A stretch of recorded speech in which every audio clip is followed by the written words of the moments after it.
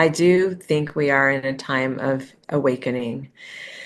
And it doesn't have to be every single human on the planet. I don't get the feeling that it will be, because we're all in a different place in our soul journey. We have young souls here who are newer to the earthly experience. We have old souls that have been here for, forever and are coming here to teach now and to model a new way.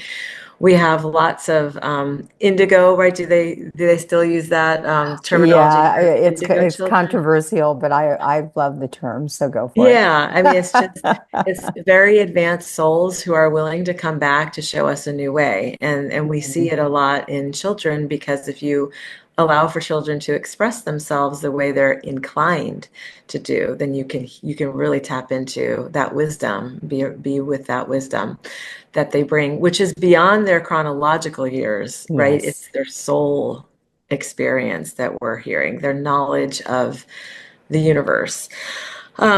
So we're in a time of awakening, and it's really, really intense because a lot of systems and structures are being destroyed and broken apart.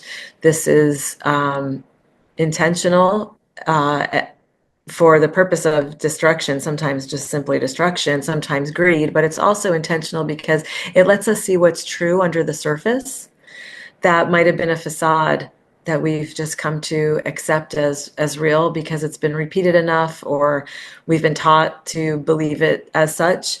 So we're able to see more now of the truth of what underlies these things, these ways of being, these ways of living.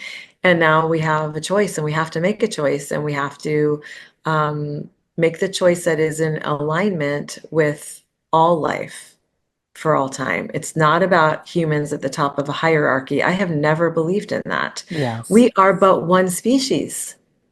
We share the planet with billions of species, and we're losing them by the blink of an eye because of Mhm. human behavior. So we have to show up to our responsibility to be stewards, and caregivers, caretakers, protectors of this beautiful planet and all the life upon her.